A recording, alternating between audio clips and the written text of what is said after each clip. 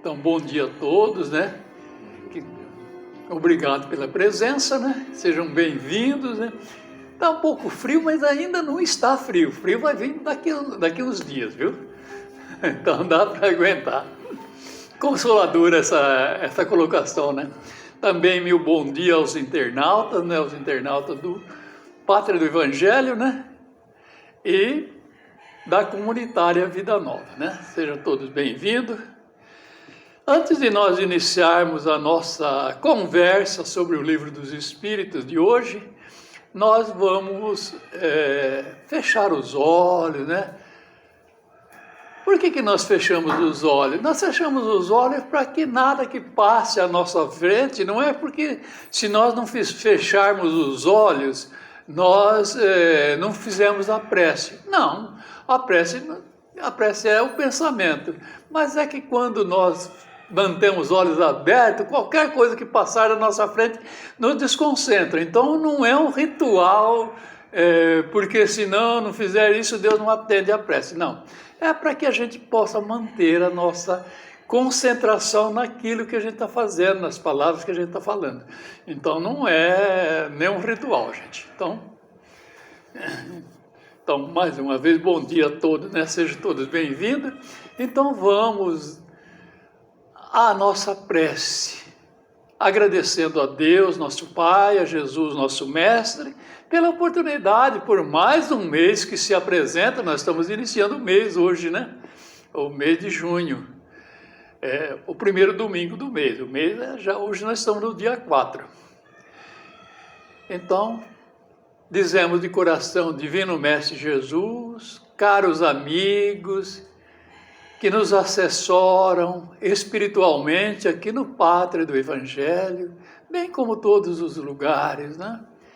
E também a Deus nosso Pai, nós vos agradecemos de todo o coração pela dádiva desta manhã, pela oportunidade de estarmos aqui, pela coragem de termos levantado de manhã, um domingo, onde poderíamos ficar mais na cama, mas tivemos a coragem, a disposição de vir aqui para ouvir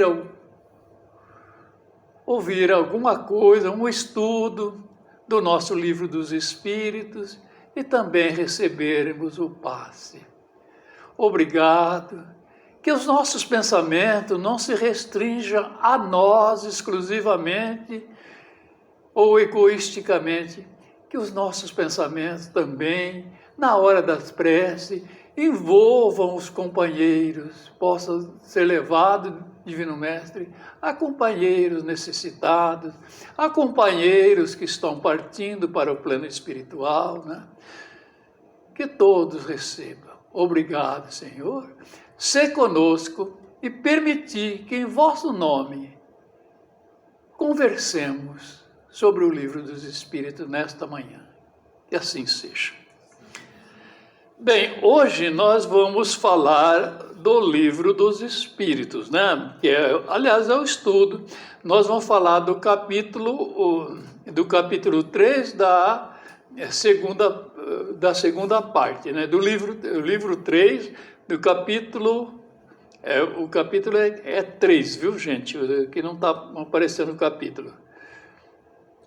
Que é o retorno da vida corpórea à vida espiritual. O assunto, nós falamos sobre a alma após a morte, nós falamos até a questão 153A no dia 19 de março, viu? Então nós estamos retornando. Mas por que está demorando tanto, né? Não, eu tinha uma palestra, nesse intervalo eu tinha uma palestra, mas lembra que eu trouxe a Edneia Reame, né? Nós trouxemos a Edneia Reame. A gente de vez em quando vai fazer isso, e também para a gente não ficar muito rotineiro, né? Sempre que surgir uma oportunidade, vamos trazer. Nós temos mais os assuntos sobre a sua individualidade, a vida eterna, a separação do corpo e da alma, né? Ou da alma e do corpo. Essa é o que nós vamos falar no dia de... Depois vamos ver numa segunda, nós vamos ver a perturbação espiritual que acompanha o espírito após o desencarne. Eu tinha até mais ou menos preparado para falar do capítulo 1 da segunda parte do livro O Céu e o Inferno, que tem por título A Passagem ou Passamento, que é a morte. Mas eu pretendo esgotar esse assunto para depois a gente ver uma visão geral da situação que acontece com o espírito após o seu desencarne ou durante a passagem. Aquele capítulo vai ser um apanhado geral. Não sei se o pessoal conhece o livro Céu e Inferno.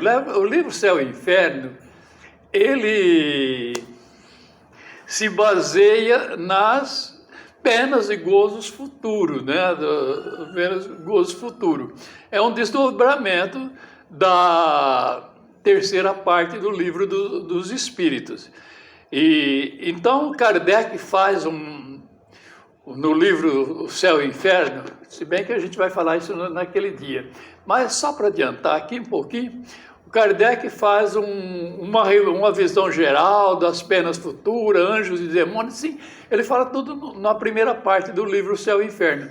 Na segunda parte, ele faz uma das partes mais bonitas que eu acho em toda a codificação. Aliás, toda ela é bonita, mas é uma das mais interessantes, que ele faz um trabalho de evocação dos espíritos quase que logo após a morte para saber a situação. Então, é uma coisa muito interessante e muito instrutiva, porque no livro dos Espíritos, livro dos Médiuns, o Evangelho, nós temos uma visão geral, né? Uma visão do que é a doutrina teórica. Naquele lá nós temos uma visão prática, nós temos as testemunhas vivas do que acontece com a alma após o desencarne. Mas isso é para daqui quase lá para o final do ano a gente vai ver isso aqui. Então vamos entrar na matéria de hoje, que é a separação da alma e do corpo, né? Então, na questão 154, que é a continuidade, nós paramos na 153A, né? É dolorosa a separação da alma e do corpo? Será que dói? Vamos ver, vamos passar a palavra para os espíritos antes da gente falar alguma coisa. Não. O corpo quase sempre sofre mais durante a vida que no momento da morte. A alma, nenhuma parte toma nisso. O sofrimento da morte são gozos para o espírito que vê chegar o termo do seu exílio. Porque aqui, enquanto nós estamos encarnados, para nós é aquela coisa, nós nos apegamos com tudo e com todas as forças na nossa vida física. E tem que ser natural, porque nós viemos aqui para cumprir uma tarefa. E se nós não apegássemos, se nós não tivéssemos medo da morte, medo entre aspas, nós temos preocupação com o que vai acontecer do outro lado, né? Não deixa de ser um medo, né? E se nós não tivéssemos isso, nós não dávamos valor para a vida. Qualquer aborrecimento, a gente já partia até às vezes para um suicídio. A gente vai dar um toquezinho sobre o suicídio, mas isso numa outra oportunidade a gente comenta. O suicídio é a pior coisa que existe para o espírito, viu? Se ele sofre pelas suas culpas, com o sofrimento ele sofre 100 vezes mais. Com o suicídio, melhor, ele sofre 100 vezes mais. Mas, então, agora, é lógico que se respondeu de um modo geral para aquele espírito que está consciente. Nem para todos ele vê essa liberdade, porque muitos espíritos desencarna e não sabe que desencarnar. Não vamos dizer a expressão morre, porque morrer morre a carne, né? O homem morre, né? O espírito, com seu perispírito, ele se desprende, ele não morre, certo?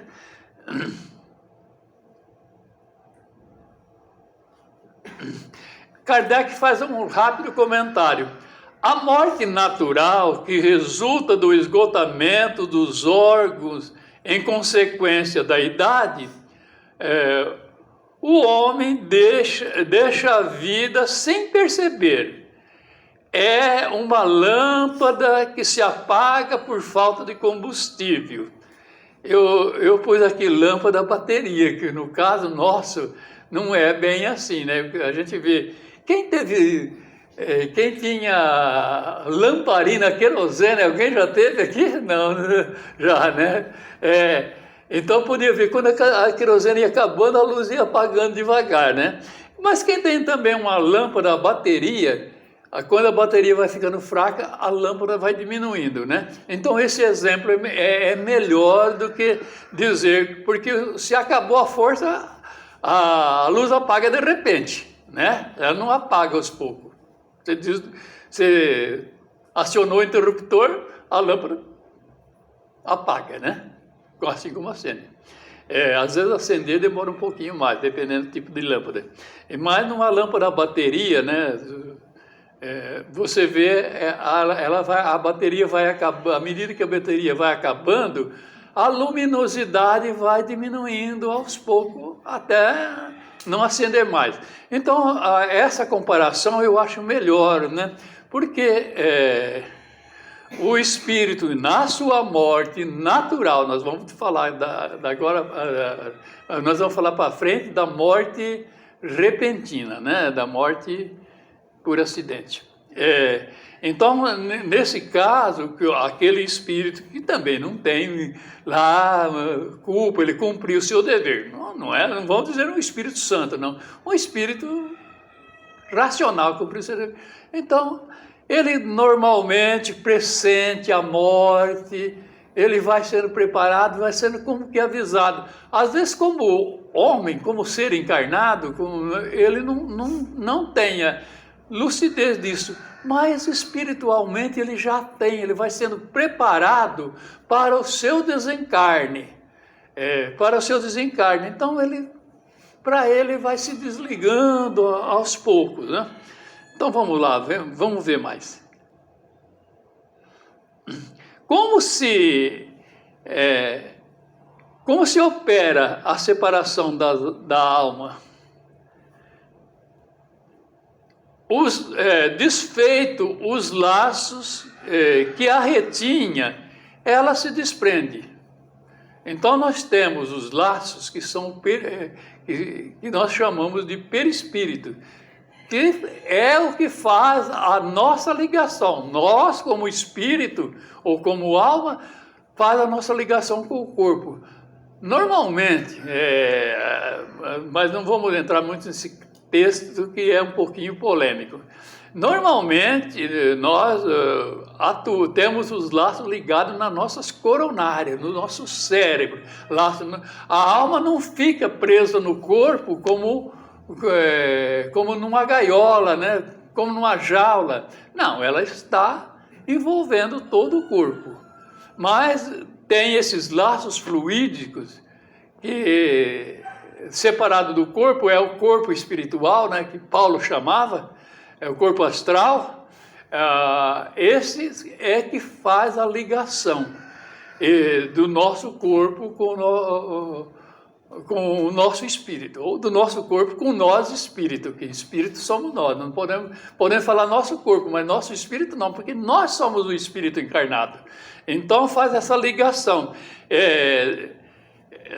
Enquanto o espírito está desencarnado, esse perispírito é a veste que o encobre. Quando alguém vê fala, eu vi um espírito, na realidade ele viu o perispírito, que o espírito é uma centelha, né?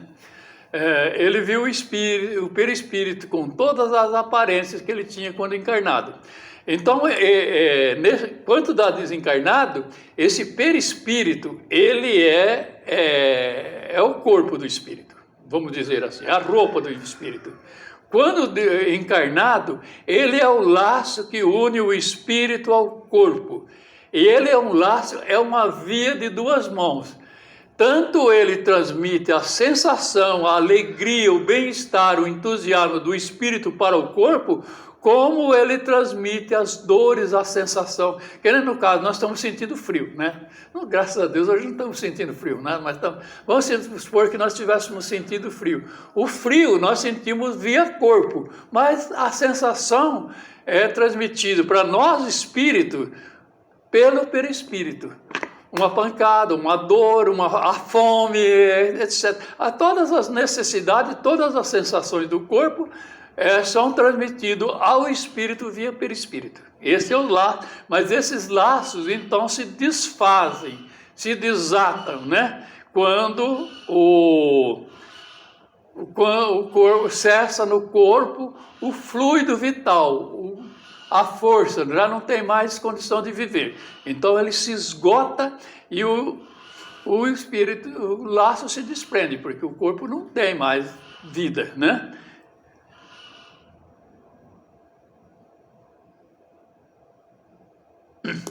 Aí Kardec, não conforme com todas as respostas do espírito, pergunta ao espírito: a separação da alma, a separação se dá instantaneamente por brusca transição? Haverá uma linha de demarcação claramente traçada entre a vida e a morte? Será que existe? Vamos ver o que os espíritos responderam. Não. A alma se desprende gradualmente e não escapa, como um pássaro. Eu coloquei um animal, né? Porque hoje já está proibido fechar. Ele diz como um pássaro na gaiola. Eu coloquei como um animal cativo que se restitui a liberdade. Aqueles dois estados se confundem, de modo que o espírito se desprende pouco a pouco dos laços que o prendem, que o prendem. Ele se desata e não se quebra. Nós temos um laço, vamos imaginar um laço bem delicado, feito com uma laçadinha, né? Que nós amarramos alguma coisa, feito com uma laçada. A gente faz aquela laçada, está bem preso. Depois a gente puxa, né? Vamos imaginar o tênis, né? A gente puxa a ponta, o laço se desfaz e desprende, não quebra o cordão, né? Não quebra o cadastro, né? Não quebra. Então, no desencarne também ocorre semelhante. É lógico que essa comparação é pobre para a situação, né? Que nós não conseguimos ainda entender totalmente na íntegra, mas ela vai se desligando, vai se soltando. Vamos imaginar de outra coisa, que ele tivesse colado. Ele vai descolando um ponto, outro. Isso. E desprende o espírito. Agora, esse desligamento, né? Esse desligamento, ele se dá gradualmente na morte natural, hein? Na morte natural, na morte e sem culpa, sem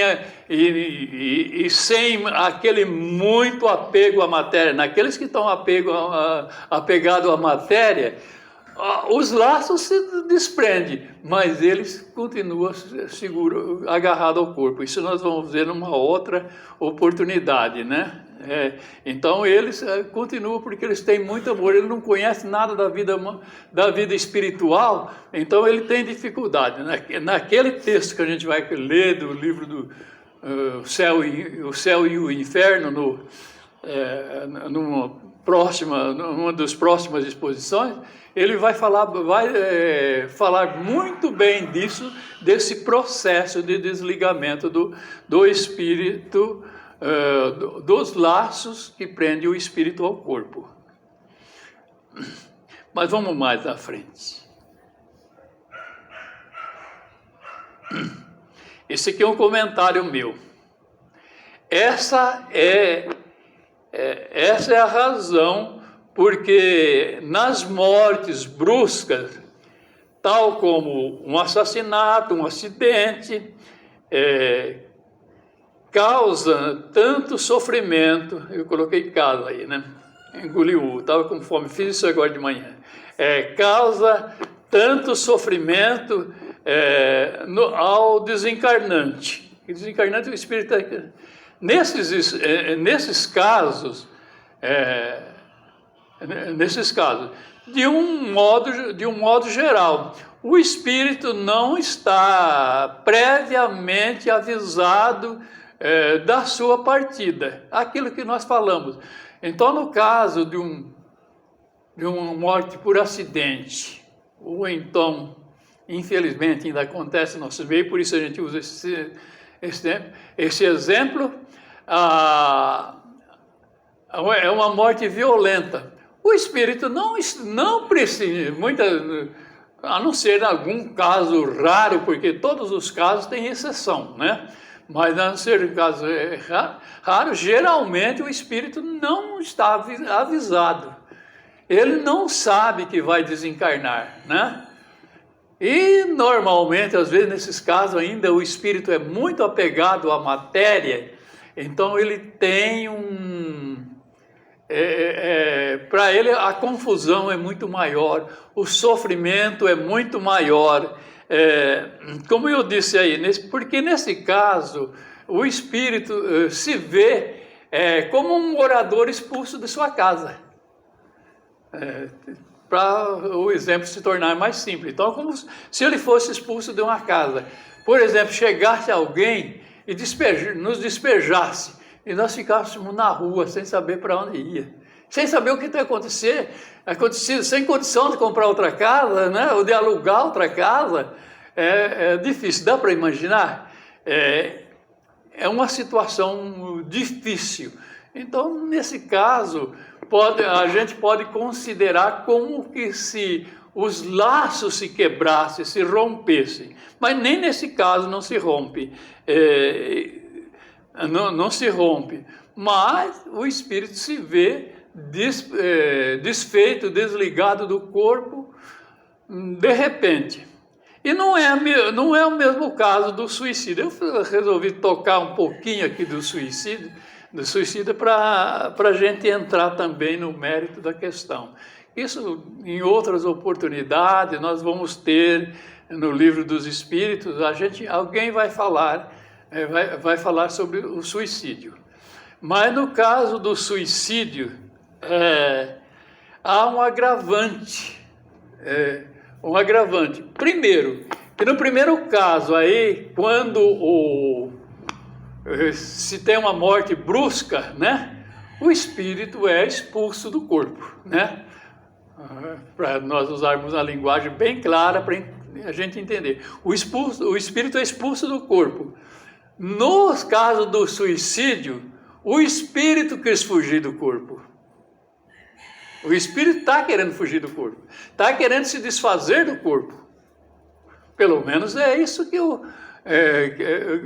a gente tem ouvido e às vezes o espírito tem falado. Ele queria fugir, só que aí há um engano. Ele não foge.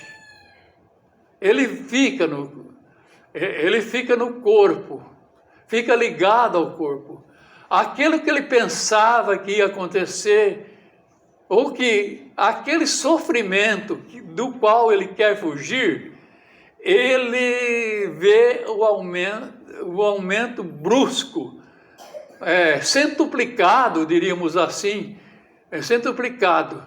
E com os agravantes que em muitos casos, né, na maioria dos casos, o espírito, o suicida, ele parece que o ato do suicídio não termina. Ele vê a cena se desmontar e se remontar, se fazer e se desfazer. Isso numa condição contínua, né?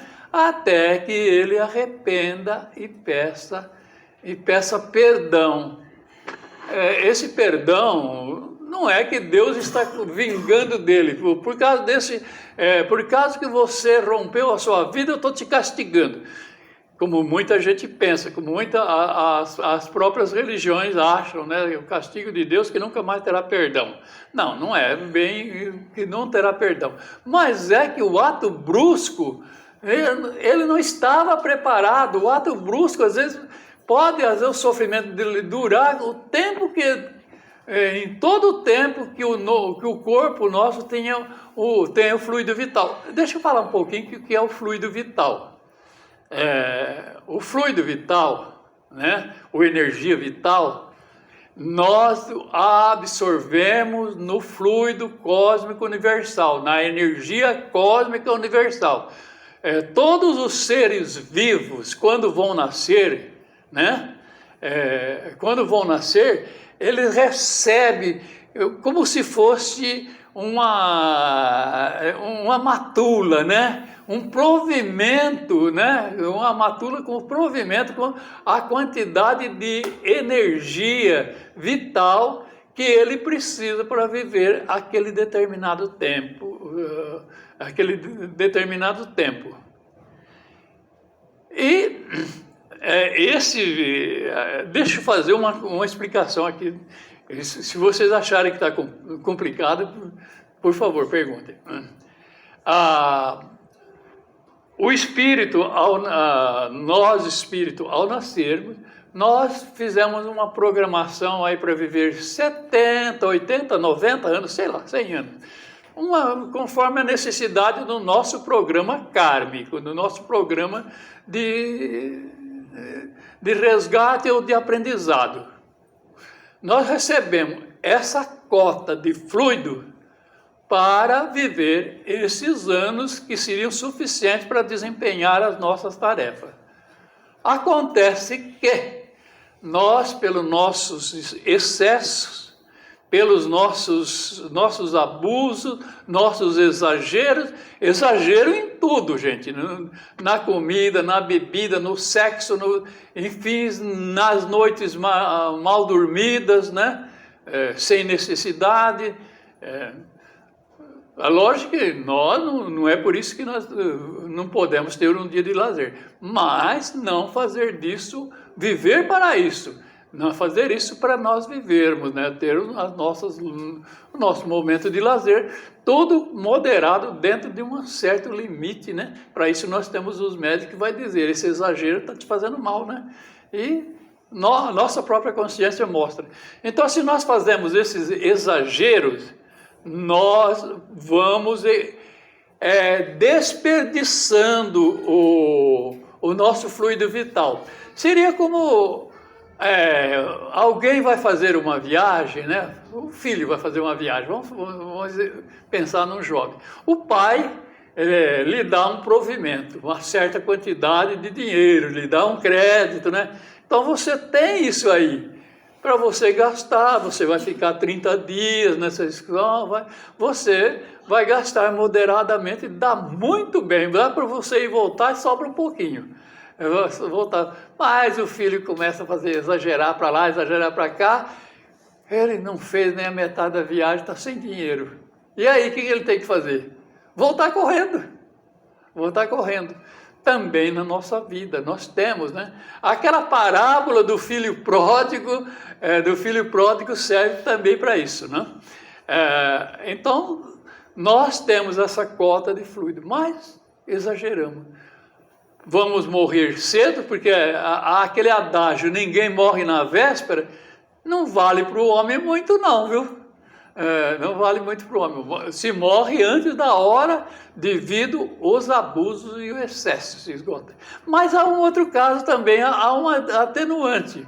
Se a pessoa está aqui, ela começou a fazer um trabalho que talvez não estivesse na sua programação, mas um trabalho extra para a sociedade, para o meio, né, para um serviço assistencial, e ela está fazendo bem, estudando e aproveitando.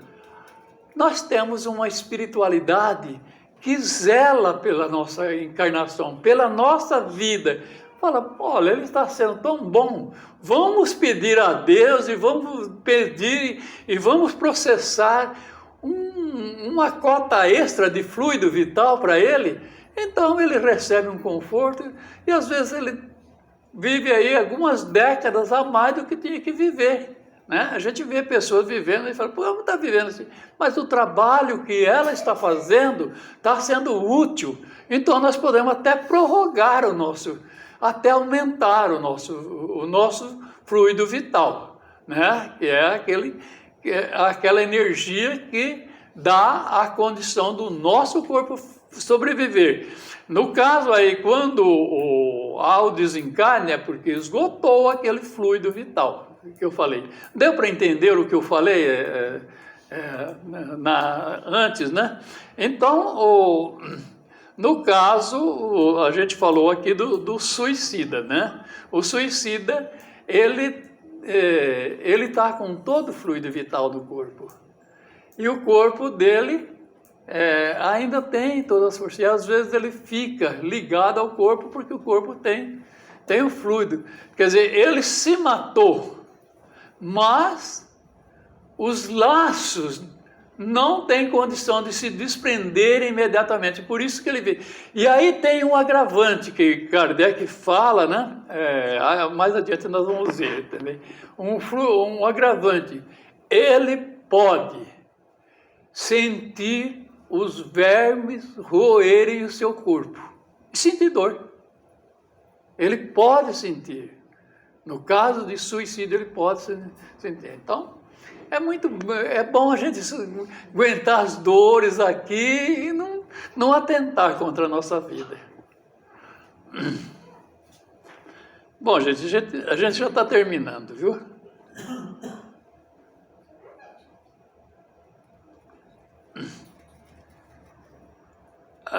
Ainda há um comentário, aqui há um comentário de Kardec, viu? Durante a vida, o espírito está preso ao corpo por envoltório semimaterial, que é o perispírito, né? A morte apenas apenas a destruição do corpo, não desse segundo envoltório, que se separa do corpo quando cessa a vida orgânica. A vida orgânica é esse fluido. Eu já adiantei, já fiz esse comentário. Eu tinha posto aqui até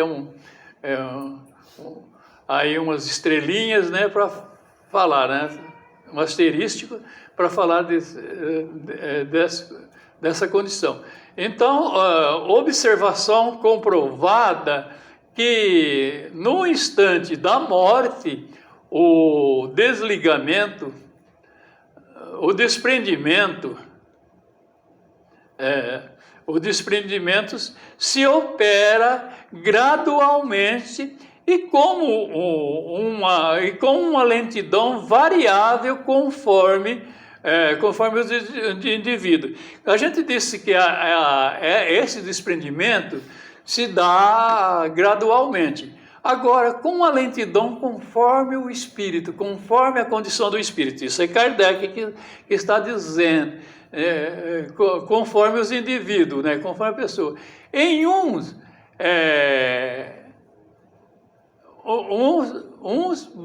bastante rápido,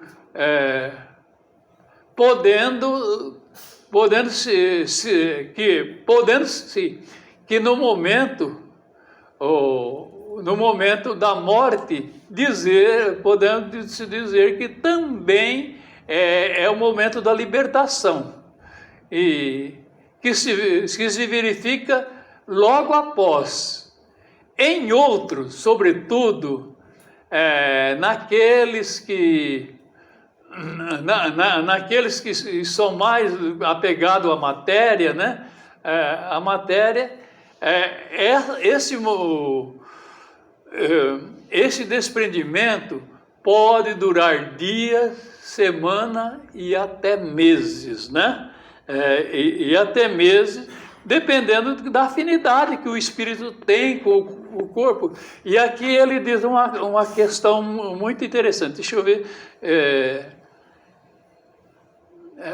Naqueles que são muito pegados à matéria e aqueles que são muito sensualmente pegados à matéria. Sensualmente, né? A gente sabe o que é ligado ao sexo. Então, não quero aqui fazer nenhum comentário assim muito profundo e nem condenar nada, absolutamente não. Não é que as pessoas, nós temos o nosso lado sexual, natural, normal, bom para a saúde, mas desde que nós o usamos moderadamente, desde que nós usamos conforme as necessidades e não fiquemos escravos do sexo, porque há pessoas que ficam escravos do sexo, né? Às vezes o seu tempo já passou e eles ficam erguendo um altar para o sexo. Não, o sexo é para nós vivermos, para mantermos os nossos equilíbrios energéticos, a nossa força, as nossas vibrações, mas não é para nós nos tornarmos sacrifício. Então aí a pessoa sente que passou e já começa a fazer uso de artifícios exagerados, a famosa azulzinha, né? E ele fica escravo, porque ele fica com uma paixão. Porque o sexo, muitas vezes, não estão no sexo, as tendências não estão nos órgãos genitais, mas estão muito mais na cabeça que a pessoa se torna escrava. E isso se torna uma dificuldade no momento da morte, viu, gente? Isso é Kardec que diz. Ele se torna uma dificuldade, né? Deixa eu ler mais aqui. É racional conceber-se que quanto mais o espírito tenha se identificado com a matéria, tanto mais penosa lhe seja a separação, ao passo que a atividade intelectual, moral e a elevação do pensamento opera um começo de desprendimento mesmo durante a vida. Assim, quando chega o momento da morte, o desprendimento é quase instantâneo. Tal é o resultado dos estudos feitos em todos os indivíduos observados no momento da morte. Essas observações provam ainda que a afinidade persistente entre a alma e o corpo em certos indivíduos e algumas vezes é muito penosa porque o espírito pode experimentar o horror da decomposição. Este caso é excepcional e prejudica certos gêneros de vida, gênero de morte. Verifica-se com os suicidas. Então, com os suicidas, Kardec diz que se verifica esse estado difícil, né? Então, suicídio jamais, né? Nós pensemos nisso.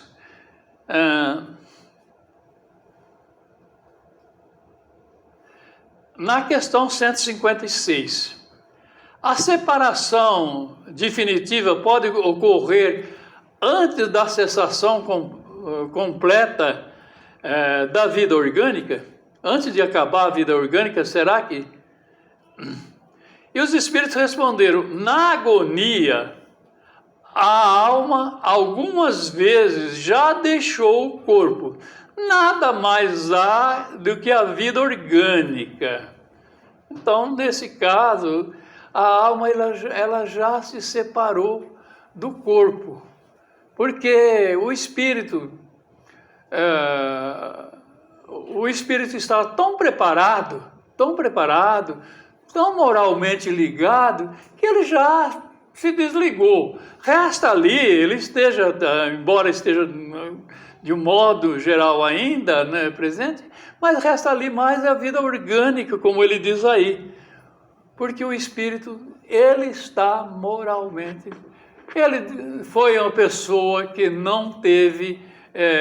ele usou dos bens materiais, administrou com muito carinho para não jogar fora, usou dos bens materiais, ele usou o seu corpo, ele sustentou o seu corpo, ele deu os prazeres que o corpo pedia, mas sem exagero, então ele levou uma vida moderada. E nesse caso, ele já pressente que ele não está fazendo mais nada, né? Então ele já se desligou, já até se desfizeram, se desataram aqueles laços que prende o corpo ao espírito, que é o perispírito. Então, nesse caso, como ele diz, ele conclui aqui, o que resta, né? O homem tem mais consciência de si mesmo. No entanto, ainda lhe resta um sopro de vida. O corpo é uma máquina que o coração põe em movimento. Existe enquanto o coração faz circular o sangue nas veias, e para isso não precisa da presença da alma. A alma pode ser que ela seja tão venturosa que ela já até partiu ver coisa no mundo espiritual. Mas é raro esse caso, viu, gente? Na maioria nós somos muito apegados à vida. Eu vi, né, familiar meu que estava desencarnando e eu disse, fulano, né? Era uma pessoa muito cara. Você está muito apegado à vida, está com medo, vamos dar... Ninguém, da minha família, ninguém sabe que eu falei isso com um familiar, hein? Eu falei, vamos dar um tempo, você é consciente da coisa, tá? Ele me disse, então você ora por mim? Eu falei, estou orando. Restou mais a vida do corpo, isso era pela madrugada, lá pelas 5 horas da manhã, ele foi até às 16 horas, o corpo foi. Mas aí ele não falou mais nada, essa pessoa não falou mais nada, essa pessoa ficou tranquila e foi. Não foi como um passarinho, porque não foi de pedrada, viu? Quem brinca, né? Não foi uma vida assim, se desprendeu, foi uma beleza, uma tranquilidade. Durante o velório dele, a gente observa uma paz, que tem muita gente que durante o velório a gente não observa, as pessoas mais sensitivas, né? Nem sempre observam a paz, viu, gente?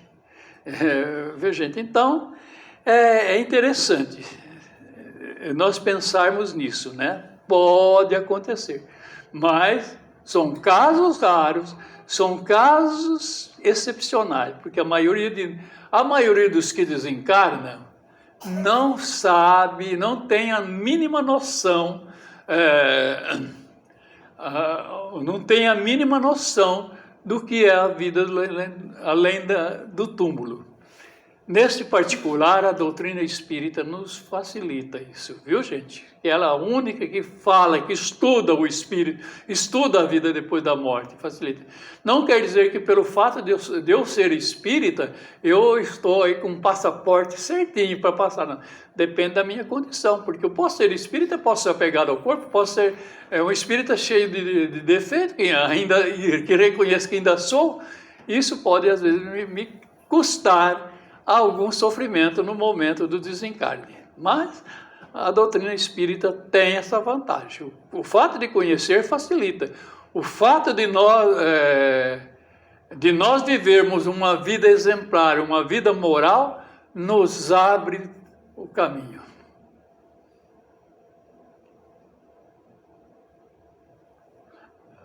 Vamos ver mais 2 perguntinhas.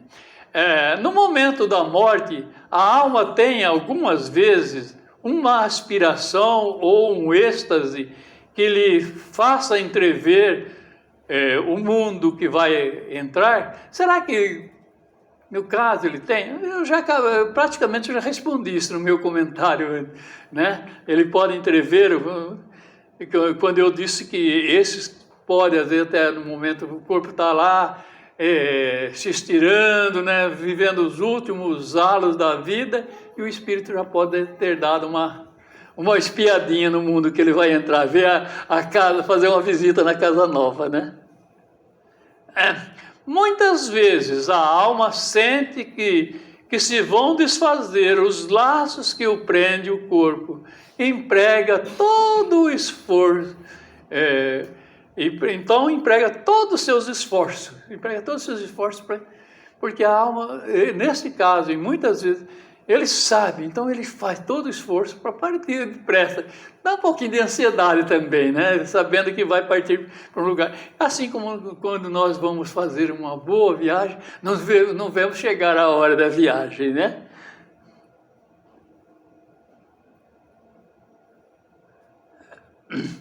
Aqui uma observação, né? O exemplo, ele faz aqui o exemplo da lagarta,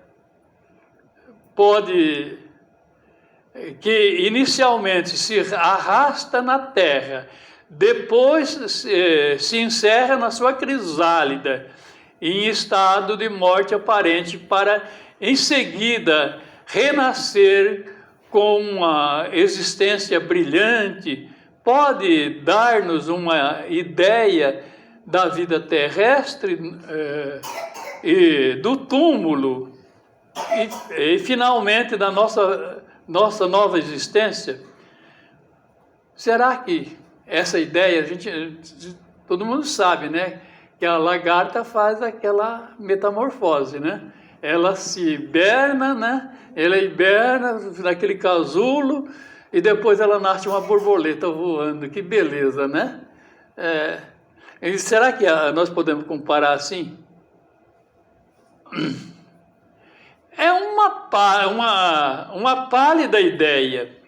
A imagem é boa, não deve ser tomada ao pé da letra, como frequentemente eu faço isso. Porque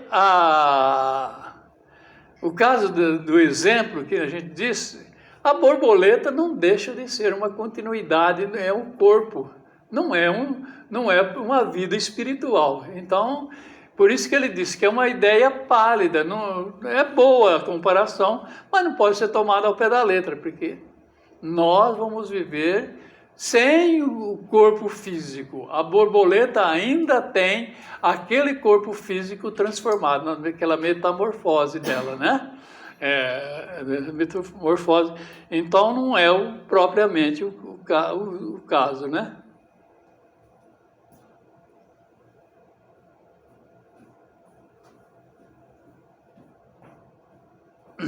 Bom, gente, esse aqui eu só coloquei aqui, mas a gente vai ver num próximo.